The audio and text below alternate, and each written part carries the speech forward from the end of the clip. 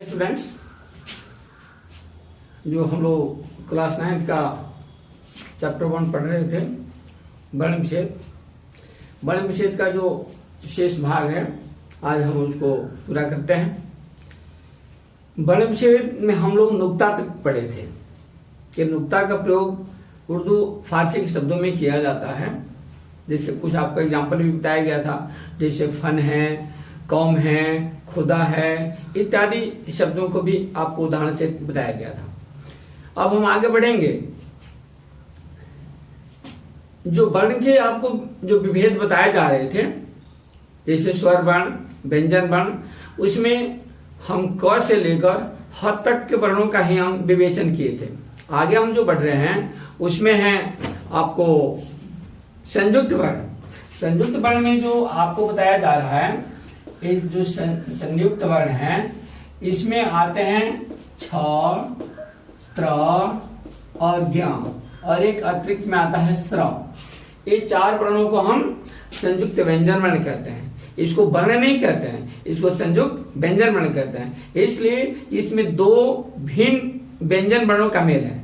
दो भिन्न व्यंजन वर्णों के मेल से होने वाले वर्ण को संयुक्त व्यंजन वर्ण कहते हैं। जैसे आप कहेंगे कि कैसे, तो हम आपको तोड़ तोड़ कर दे रहे हैं। जैसे छ शब्द है, इसको तोड़ेंगे तो क हलंत होगा, जोड़ का चिन्ह देंगे, प्लस मूर्धन्य देंगे।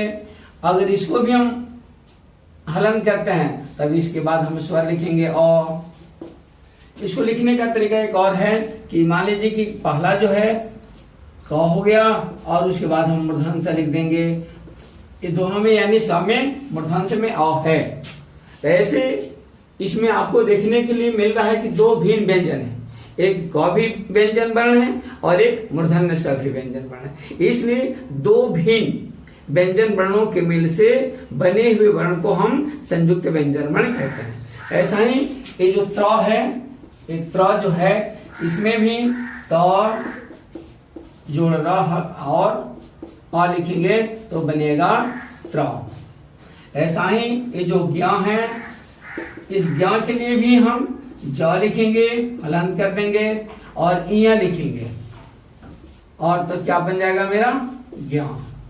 ऐसा ही जो स्र जो दिया गया है, ये स्र जो है, इसमें भी हम क्या करेंगे, इसमें भी दो भिन्न व्यंजन है। एक को कहते हैं तलावेश, एक तलावेश हो गया और इसमें ए र हो गया। इसको मिलने से बनता है स्र। तो आज हम इसको भी जान लिए और इसको भी पढ़ लिए कि संयुक्त व्यंजन वर्ण भी होते हैं। संयुक्त व्यंजन किसे कहते हैं? छात्र आप सुन चुके हैं, आपको मालूम भी है कि दो भिन्न व्यंजन वर्णों के मिल से बने हुए वर्ण को संयुक्त व्यंजन वर्ण कहते हैं। इन सभी वर्णों का प्रयोग हम करते हैं तभी तो एक मेरा शब्द बनता है, और उसी शब्द को हम क्या कहते हैं? वर्ण विच्छेद कहते हैं। तो वर्ण विच्छेद के लिए बहुत सारे शब्द हमारे सामने आएंगे, जो भी शब्द आएगा उसको हमको करना ही पड़ेगा। अब इसके लिए आगे हम बढ़ेंगे। मान लीजिए कि कुछ ऐसे भी वर्ण होते हैं, उस दिन भी आपको बताया गया था, जैसे एक क लिखा गया है, इसको हम हलंत कैसे करेंगे? तो इसकी ये जो बीच वाला जो पाई है, इस पाई के आगे जो टेढ़ा हुआ भाग है, इसको हम आधा कर देते हैं तो वह बन जाता है। जैसे मान लीजिए हम इसको क लिखते हैं तो ऐसे लिख देते हैं, यानी इसको हम मोड़ते नहीं है तो क्या हो गया? हलंत का हो गया। अब जैसे मान लीजिए जिस वर्ण के अंत में खड़ा पाई है, तो इस खड़ा पाई को हम हटा देते हैं तो बन जाता है। लेकिन कुछ ऐसे भी वर्ण हैं जिसमें खड़ा पाई भी नहीं है। जैसे मान लीजिए ए ह आपके सामने आ गया, ह, इसको कैसे करेंगे हलंत? इसके लिए हम हलंत चिन्ह का प्रयोग करते हैं। जैसे मान लीजिए थ जो है, इसमें भी खड़ा पाई नहीं है, ऐसे वर्ण को हम कैसे करेंगे हलंत? इसमें भी हलंत का चिन्ह देंगे, तब यह जाकर बनता है हलंत। ऐसे ऐसे कुछ और भी वर्ण आपके सामने आएंगे। जैसे मान लीजिए ए ह है, ह, और इसी में री भी लिखा गया है, तो हम इसको कैसे तोड़ेंगे? तो मान लीजिए कि ह लिख देंगे, हलंत कर देंगे, और इसमें से हम री निकालेंगे तो बन गया हिरी। वैसे ही री और री में अंतर देखना है। मान लीजिए कि यहाँ पर लिखा हुआ है क्री और यहाँ पर लिखा हुआ है, जैसे मान लीजिए कृष्ण एक शब्द हम लिखते हैं, एक कृष्ण एक शब्द हो गया, एक कृष्ण एक शब्द हो गया। अब इसको हमको क्या करना है, वर्ण विच्छेद करना है। तो वर्ण विच्छेद में हम क्या करेंगे, तो सबसे पहले हम व्यंजन वर्ण जो है क, इसको लिखेंगे, हलंत कर देंगे। फिर इसमें से स्वर क्या है, री है, इस री को लिखेंगे, क्री हो गया। अब जो है आपके सामने जो स व्यंजन है वो खुद हलंत है। हलंत का मतलब जिसमें स्वर वर्ण न हो। तो जैसे स है तो इसको केवल हम स को हलंत कर देंगे, क्रिस हो गया। और इसलिए हम हलंत करके छोड़ देंगे, इसमें कोई स्वर नहीं है। उसके बाद क्या आ गया, अड़, तो अड़ को भी हम हलंत करेंगे, जोड़ का चिन्ह देंगे और इसमें से निकालेंगे, बन जाएगा कृष्ण, कृष्ण बन गया। अब मान लीजिए ये तो री का हम आपको बताया कि री कैसे हम अलग किए। अब रहा कि एक हरि शब्द है, हरि। मान लीजिए यहाँ पर हम हरि लिखते हैं, हरि, यहाँ है क्री और यहाँ पर है हरि, तो दोनों में अंतर आपको समझ में आ गया ना। अब यहाँ पर हरि को कैसे विच्छेद करेंगे, तो ये ह हो गया, हलंत कर देंगे, इसमें से और निकालेंगे। उसके बाद री है तो र को हलंत करेंगे और यहाँ से हरा सी जो है इस हरा से री को लिख देंगे, क्या बन गया, हरि। यानी कि हमको री दो उच्चारण में दो प्रकार के री आता है, एक री स्वर वर्ण है और एक री जो है व्यंजन के साथ हर से अधिक लगा हुआ है, उसे री कहते हैं। अब यहाँ पर आपको इतने बहुत सारे वर्ण विच्छेद में आ गए, इसको हम वर्ण विच्छेद में कर सकते हैं। अगर आपको वर्ण विच्छेद करते समय अगर कहीं कोई समस्या उत्पन्न होती है तो आप संपर्क में बने रहेंगे, आप ध्यान देंगे। अभी जो हम लोग री दोनों के बारे में जो चर्चा कर रहे थे, एक स्वर हो गया री और एक व्यंजन वर्ण के साथ हर्ष या दीर्घ ई के प्रयोग करने से री भी उच्चारण होता है। ऐसे अब हम देखेंगे कि कभी कभी ऐसा भी शब्द हम प्रयोग करते हैं जिसमें द्वित व्यंजन होता है। द्वित व्यंजन, द्वित व्यंजन का मतलब होता है एक ही वर्ण को दो बार प्रयोग करना, एक ही वर्ण को दो बार। जैसे मान लीजिए यहाँ पर हमको लिखना है पक्का, ये जैसे पक्का हो गया, पक्का, इसमें हम क वर्ण को दो बार प्रयोग किए हैं, क वर्ण को दो बार प्रयोग किए हैं। ऐसे शब्द को हम क्या कहेंगे, इस शब्द में क जो वर्ण है इसको दो बार प्रयोग किया गया है, इसलिए इसका नाम होता है द्वित व्यंजन वर्ण, द्वित व्यंजन वर्ण। अब जो है संयुक्त व्यंजन आप समझ गए। कुछ होता है व्यंजन, एक संयुक्त व्यंजन वर्ण होता है और एक संयुक्त व्यंजन होता है।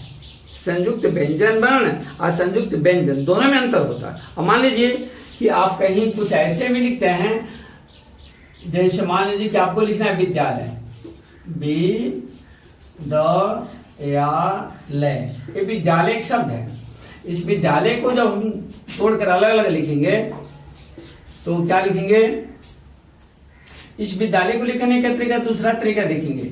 ये हो गया विद्यालय, विद्यालय को मैंने दो तरह से लिखा, विद्यालय को लिखने का तरीका दो हो गया, एक संयुक्त व्यंजन वर्ण करके लिखा गया, एक संयुक्त वर्ण करके लिखा गया और एक अलग अलग वर्णों को लिखा गया। जैसे आप पहले वाले विद्यालय में देखे होंगे तो इसमें द और या को अलग कर दिया गया है, लेकिन जब दूसरा शब्द आपके सामने विद्यालय आया तो उसमें द और या को संयुक्त करके लिखा गया है, संयुक्त करके लिखा गया है। तो आप ध्यान देंगे, जैसे ही हम द और या को संयुक्त करके लिखते हैं, जैसे मान लीजिए यहाँ पर एक विद्यालय को फिर लिखा जाए विद्यालय,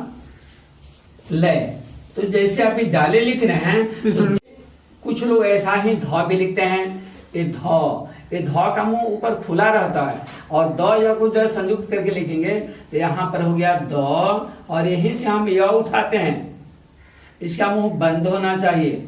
अगर विद्यालय हम ऐसे लिखेंगे, कुछ लोग ऐसा भी लिखते हैं तो लिखने का तरीका गलत हो जाएगा, ये विद्यालय नहीं विद्यालय पढ़ेगा, वो विद्यालय पढ़ेगा, विद्यालय होता है ना। इसलिए हमको क्या देखना है कि द और य को हम कैसे संयुक्त करके जोड़ कर लिखते हैं। तो जोड़ के लिखने का भी तरीका अलग अलग होगा। जैसे यहां पर हम यह देखना चाहते हैं कि ह के साथ ये ह है, इसमें री वर्ण को जोड़ना है। री को कैसे जोड़ेंगे, तो यहाँ ह है और इसी के नीचे री डालेंगे तो बनेगा हमारा हरी। आप ये समझ गए, संयुक्त व्यंजन भी समझ गए, संयुक्त व्यंजन वर्ण भी समझ गए और आप यह द्वित व्यंजन भी समझ गए, द्वित व्यंजन भी समझ गए। अब इतने ही वर्णों का प्रयोग हम शब्द में करते हैं और ऐसे शब्दों का हम वर्ण विच्छेद करते हैं। मान लीजिए कि अगर आपसे पूछा जाए व्यंजन वर्ण का विभेद करके, तो आप उसका विभेद कर सकते हैं। जैसे मान लीजिए कि क से लेकर और म तक के जो 25 वर्ण होते हैं हम उसको स्पर्श व्यंजन कहते हैं। म के बाद जो है य, र, ल, व, ये जो 4 वर्ण आता है हम इसको अंतस्थ व्यंजन कहते हैं। फिर उसके बाद जो 4 वर्ण आते हैं, तरावेश हो गया, मूर्धन्य स हो गया, दंत स हो गया और ह हो गया। एक 4 वर्ण को हम ऊष्म व्यंजन वर्ण कहते हैं। उसके बाद ही आता है हमारा संयुक्त व्यंजन वर्ण। जो 4 आपको बताया गया है, इन चारों में आपको क्या देखने को मिला कि अलग अलग यानी भिन्न भिन्न व्यंजन वर्णों के मेल से बना।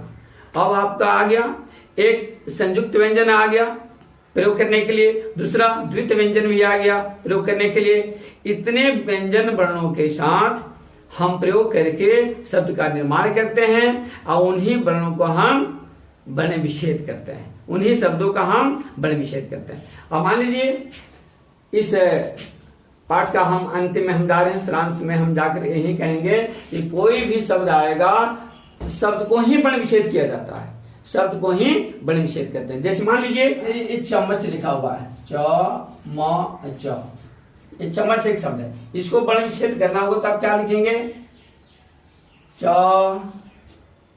हलंत और करेंगे, फिर मात खुद हलंत है, पहले से स्वरहीन है, जोड़ देंगे, फिर म,